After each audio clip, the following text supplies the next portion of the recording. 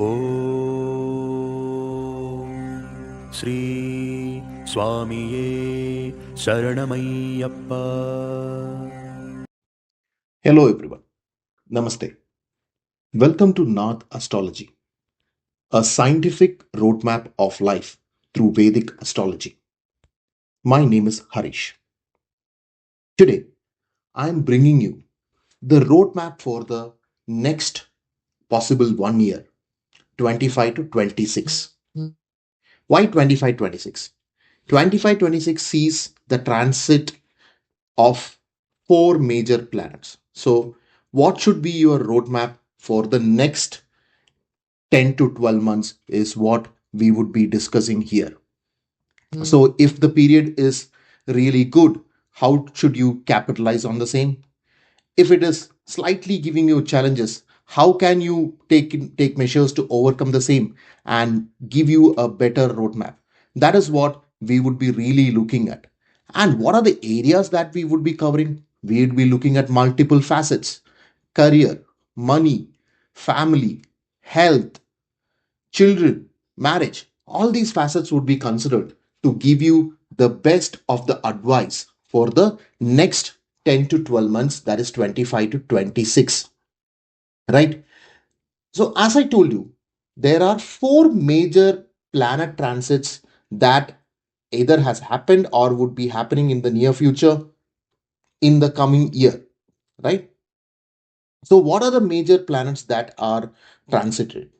So, one is the largest planet, Shani or Saturn, right? So, Shani or Saturn takes 2.5 years to travel through one Rashi to the next one, right? So, overall, it takes like 30 years, approximately 30 years to go a full circle from Mesha to Meena, right? So, that is a period it takes across the 12 Rashis that is there.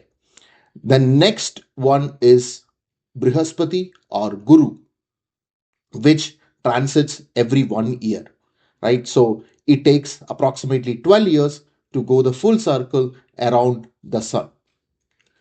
The other two planets, although are many times called conjoined because they are called to be the head and the tail of the same demon, Rahu and Ketu, right? So they have a slight difference when it considered versus Shani or Guru. They only travel anti-clockwise.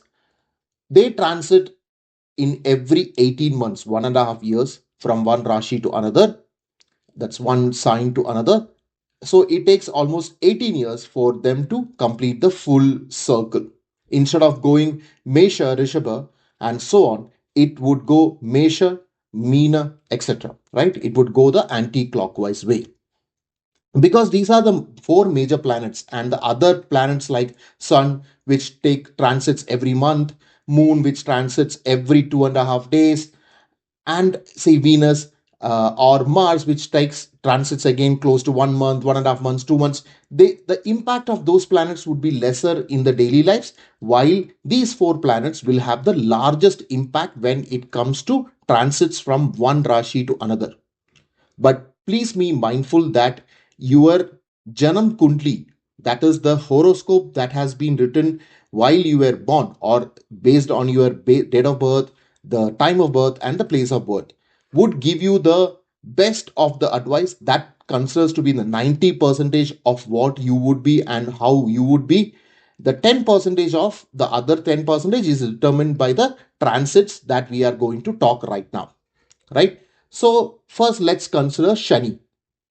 Shani or Saturn has already transited on 29th March from Kumbh Rashi to Meen Rashi, that is Aquarius to Pisces, right? So Meen Rashi is the Rashi of Guru or Brihaspati. That means there is always a goodness when Shani comes to Pisces as a Rashi or Meen as a Rashi. The next planet is Brihaspati or Guru, who would be transiting on the 15th of May, right? He would be going from Rishabh Rashi to Mithun Rashi, that is from Taurus to Gemini, right? So, who is the Lord of Mithun Rashi or Gemini? The Lord is Buddha. So Buddha is the lord of all studies, education, higher studies, etc. And Guru or Brihaspati would be coming in there, which means that there will be a lot of emphasis in the world about higher studies and overall education as such. Rahu and Ketu would be transiting on the same day, which is on 19th of May, because they are part of the same, demon, as I said. So 19th of May, Rahu would be moving from Meen Rashi to Kumbh Rashi, that is Pisces to Aquarius. So it will take the position of Shani, what it was before, and that Rashi, Kumbh Rashi, is the Lord is Shani itself. So Rahu comes to the place of Shani. So that brings in a certain kind of challenges, negativity to the overall world. Ketu, as I said, will move from Kanya Rashi to Singh Rashi, or from Virgo to Leo as such, right? So Sun is the lord of Singh Rashi or Leo, and Ketu would be coming there, which means that a lot of emphasis on spirituality. There could be more, temples. There could be a lot of discussions on temples, etc. That would be starting. So these are the four major transits that would be happening in the coming months, or Sani for that matter has already happened.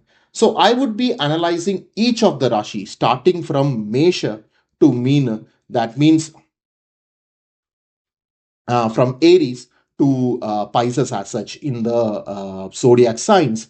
And I would be giving you exact roadmap predictions for each of the Rashi, each of the sign, to give you what needs to be done in the next 10 to 12 months, in the next 1 year, 25, 26. There is a lot of research and time that I have put into in bringing you such videos. It would be really appreciated if you could subscribe to this channel and press the bell icon and press all, which would ensure that all the videos that I am uploading would come to you directly. If you like these videos, please like it, share it with your friends, and please leave your comments, which I would be able to come back to you with the suggestions or replies that is required for. Now, let us go through the Rashis from Mesha or Aries and go till Meena or Pisces. Let's start. Rishabh or Taurus. Let me tell you on the onset that the upcoming period is one of the best period in your life. Shani has moved on to your 11th house. 11th house or Labhasthana is the house of prosperity or wealth generation. A negative planet in that position is extremely good. Guru has moved on from your Janam or your own Rashi of Rishabh or Taurus to your second house. What does that mean? Second house is the house of money as well as family as well as your words. So a good planet there will increase the money that is going to come your way. Right, Rahu has moved on to your 10th house, will move on to your 10th house, and Ketu will move on to your 4th house. So what are these bringing in? These are bringing in a abundance of opportunities for your movement up. So you should really capitalize this period, because after the next 2.5 years, Shani will move on to your 12th house and your Sadesati will start, right? So Shani aspecting your first house, 8th house and 5th house is actually bringing you luck. It is bringing you money, as well as supported by Brihaspati or Guru or Jupiter, right? So Jupiter is aspecting your 6th house, 10th house and 8th house. So which means you will be at the best of your health, your career will flourish, and your overall life ambition will go ahead in the right way. Your family will be in the most exultant way. Whatever little problems that you had with your family members, especially with your wife or husband, if you are in a partnership business, whatever possibility or possible problems that you had, all this will move away now.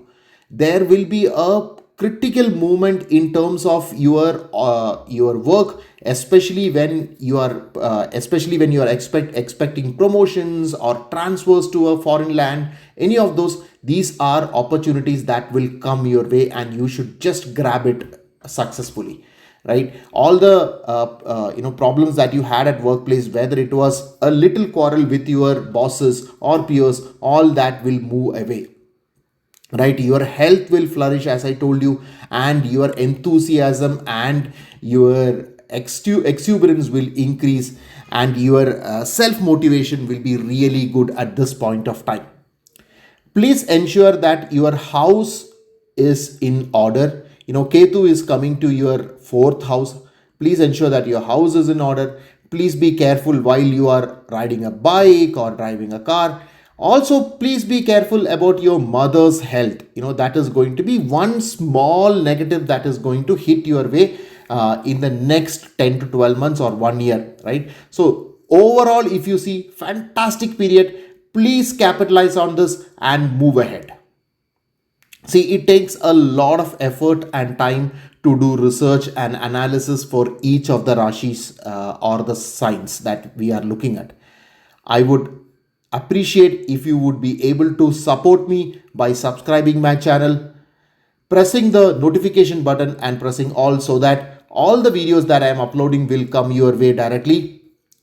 If you like the analysis that I have put through, please ensure that you like this video, share it to your friends. Also, please put on the comments so that I'll be able to see your reactions and reply to the same.